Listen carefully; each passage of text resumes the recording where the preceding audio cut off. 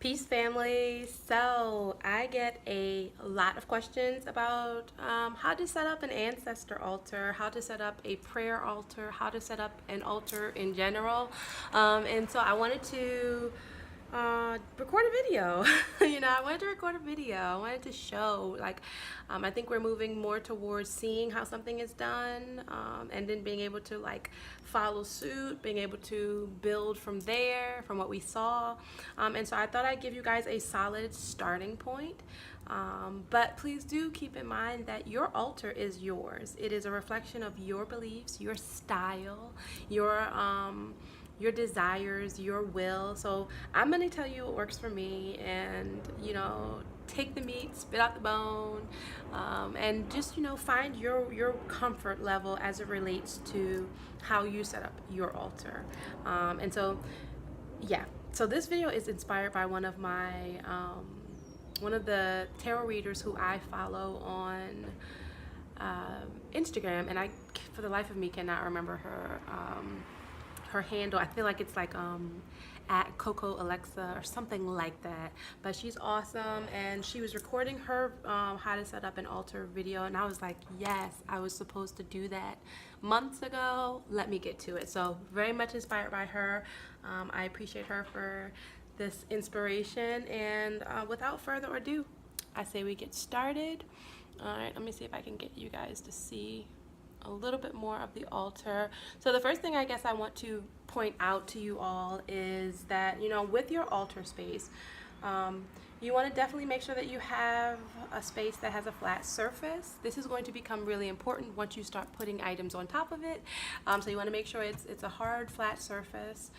Some people you will read a number of perspectives that suggest that you have to have a certain type of altar, a certain material, a certain style. I don't subscribe to that. That is not actually resonating as true for me. For me, what is most important is that you have a flat surface, and it is located in a space that you have deemed a sacred space. And it can be anywhere from a corner in your home that is, low traffic, people don't really bother it, or all the way up until an entire room that is devoted to your sacred practices and worship and all that fun stuff. And so for my first altar, I actually used my filing cabinet. And so I had a filing cabinet that was just around. I used it maybe quarterly, maybe annually, maybe never, and I was like, oh, this is perfect. It had a really long rectangular top, so I draped a white cloth over it, and I deemed it a sacred space, and it was. And there was a lot of excellent altar work that was done at that damn filing cabinet, so I called it my altar, and it was an altar. And so feel free to choose whatever you deem as your sacred space, but make sure it's a flat top. That's something that is really encouraged, not required, but really encouraged, because you're going to be putting items on here that could potentially be flammable, and that might roll or move. So the flat top is important. What else is important? So it's really important that your altar, especially if you are using your altar more so for magic practices, spiritual magic practices, things of that nature, it's really important that you make sure that the 4 elements are represented on your altar. The 4 elements are air, fire, water, and earth. If this is more like just a prayer altar, I would still recommend having all the 4 elements represented, because I feel like the 4 elements represent natural order, and it's something that sort of is a part of not just the world of magic and spiritual practices, but it's the world of spirituality in general. And so if you're doing any type of spiritual healing, energy healing work at your altar space, I would recommend making sure that the 4 elements are represented in some type of way.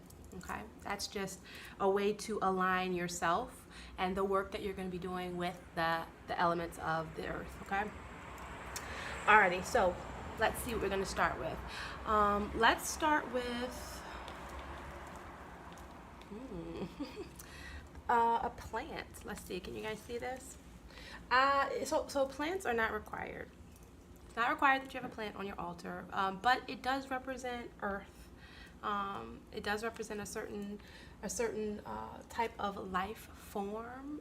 And if you're someone who pours libations as a part of your spiritual practices, then I always find it really awesome to water the plant as I'm doing my libation. So that's something that I recommend as well. And I think I'll do a separate video just recording some of the spiritual practices that I utilize in my spiritual routines when I'm doing my altar work. I think I'll do a separate video there. But definitely get yourself a plant, or if you're somebody who's really into like the beauty of flowers and colors, get yourself like a vase.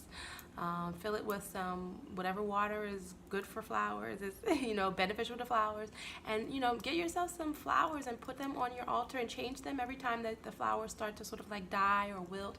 Go ahead and change them around, make sure that the flowers are fresh, okay? But plants are really good. I have this snake plant, which was my very first plant that I took the responsibility of raising, and it's a really simple plant. You don't even have to water it weekly. So this was really great for me. And so I don't pour libations into this plant because it doesn't require daily watering, but I do have a plant on my altar that requires daily attention, and that is the plant that I actually do my libations with. So this one you can kind of still do libations, but we'll talk more about that in that video, okay? But a plant or flower is a really great representation of just the earth. Some other representations of earth that I recommend are crystals. So I have a piece of labradorite here and a piece of malachite here, which I really recommend if you're someone who believes that there are different objects in this world that amplify our power.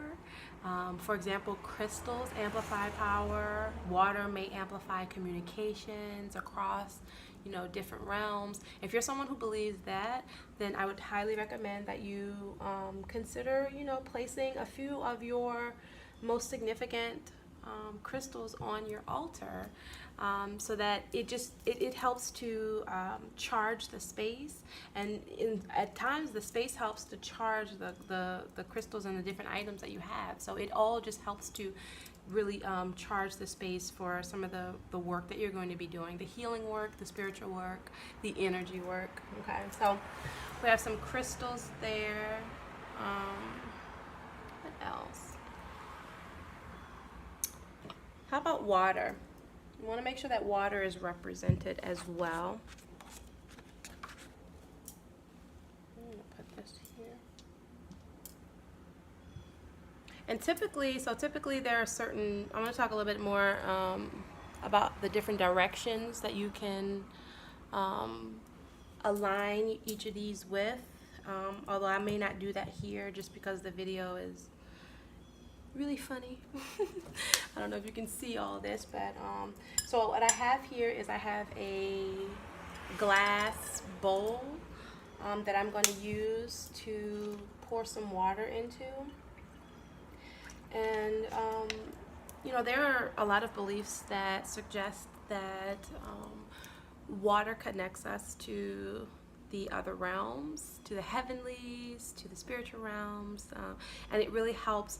Water on your altar, and specifically if you utilize something like Florida water. I don't know if you guys are familiar with this.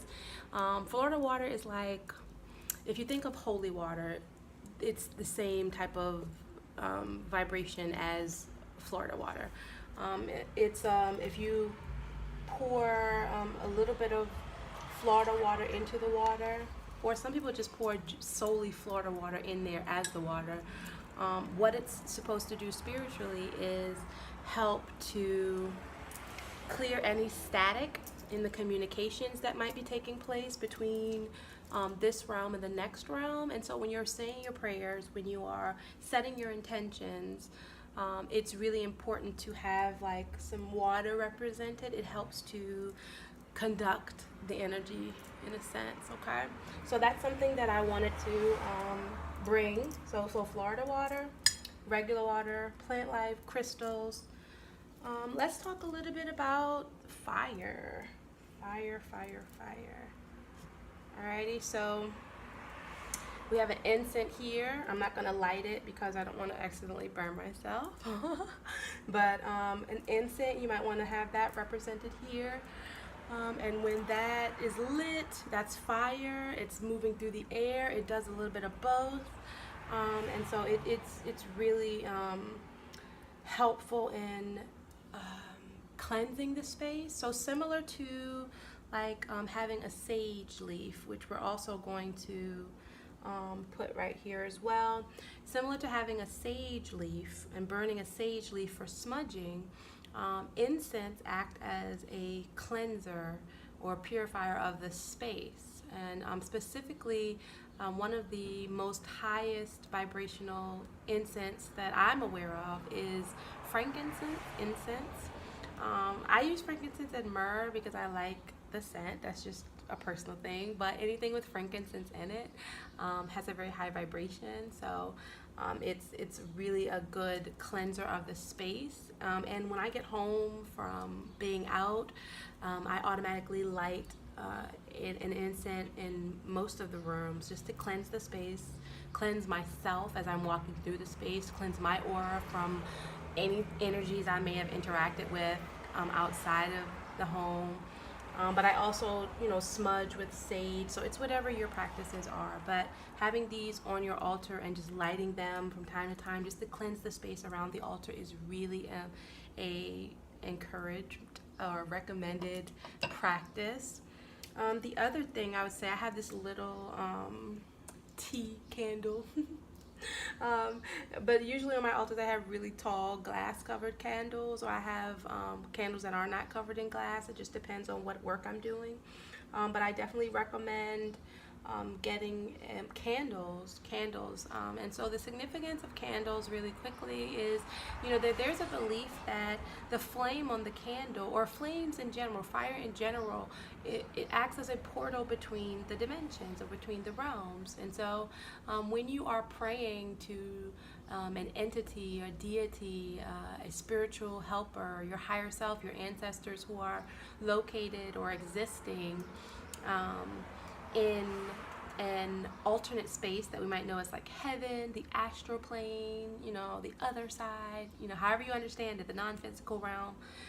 It's really an important part of the practice to have a flame represented in your sacred space to sort of like light the way, if you will. So that's something is highly recommended. Other things I would recommend, essential oils. I like to keep essential oils on my altar. They are often oils that are extracted from plants, from important earthly items like bark from trees, things of that nature. And so I typically have essential oils, at least one on my altar. Plus I utilize oil for anointing as well, which I'll talk more about that when I get to another video, when I record the other video about the spiritual practices. And then something else I usually have on my altar to represent air is a feather, a ma'at feather. Which it really helps me to remind myself to remain in balance and to remain aligned with the 42 ideals of Ma'at. Okay, so those are just some of the four elements that I like to have represented on my altar. Now, in addition to these items, I read tarot. So I almost always have my tarot cards present on my altar, and that's just for cleansing reasons and for just because I consider my tarot cards to be sacred, and so I keep them in my sacred spaces. So that's for me very important. I also have things that have important symbols to me, like Eye of Horus, Eye of Ra, or any type of important symbols. I like to keep those represented here as well. I have this owl, and this is a salt and pepper shaker, but my spirit animal that I align with is an owl. So I have this, and I usually put this on one of my sacred spaces because it connects me to like that spirit realm as well, and it connects me to what I feel is a power that I have access to, and a guidance, like an animal, a spirit guide, in the form of an animal. So it's really important to me. And some other things I might have is, so I might have like some African like spiritual type of items. And this one is not, so like if I were like trying to get pregnant or something like that, I would have this on my altar. It's a sign of like fertility and things of that nature. And so I don't have this on my altar currently, but it's a cool little artifact. And let me see if I can get you guys around here. It's a cool little, it just looks, I don't know, I like the way it looks. All right, let me see if I can get you guys right here so you can see what it looks like. Okay, there you go. And something else, for those of you guys who just, you know, you write different work that you're doing, different, some people like to like write out their spells, or they like to write out prayers. Like I have prayers in this book, a lot of different prayers for different circumstances. I also have affirmations in here, but I also just have details about how to charge your candles, and the 13 guidelines for Yoruba self-development. And I just have different ways, different information about how I practice my spirituality, and I leave it here, and I leave it on my altar, because that's where, when I'm doing my altar work, I typically keep my book handy, so when I get inspiration, I just write it down and continue to add to my understanding of the work that I do here at the altar. So those are just a few recommendations for what you can add to your altar space, guys. I'm gonna try to snap a few pictures and post it in a blog post for you guys, so that you guys can sort of see a little bit more detail what's going on here. But that's the gist of it. It can look as crazy or as simple as you want it. It can look however you want it. Now, the one thing that I do want to say before I close is that some people they believe it's very important to align the elements with certain directions. That's something that I did read, and that's something that I definitely resonate with. Like, there are certain placements where the water should maybe be located, and the air item should be located somewhere, and the earth should be located somewhere, and the fire should be located somewhere. I resonate there. But what I will say is this: choose the locations that resonate most with you. Now, the locations I'm about to tell you are actually quite different than what I've been reading, but it just felt right to me, and so I deemed these directions to be in alignment with what I resonate with. Okay, so you might differ, and you might say, oh, well, I don't like earth located there. I'm gonna move my earth element somewhere in a different location. Okay, and so for me, I resonate with earth being located in the south. So if this is my altar and the plant is sort of located at the top, that's north, then over here where the tarot cards are would be the east. Down here would be south, and where the water is west. Okay, and so I resonate with earth being down here in the south, and that's just the way my mind understands it, because we walk on the earth. It's beneath us, and I think of south as beneath us. So south, and so that's where I put all of my earth on my altars. My earth symbols and items are at the bottom. To the left, I do put water over here, and that's just for my own reasons that I'm going to keep private, but I do put my water elements to the left. Typically in the north, I have the air element, so I might have my feather and some other things that I represent, I equate with air. I have my books up there that I write with, because I think of air as not just the outer elements, but the inner elements. So any type of communication tools that I use, I typically put them up there as well.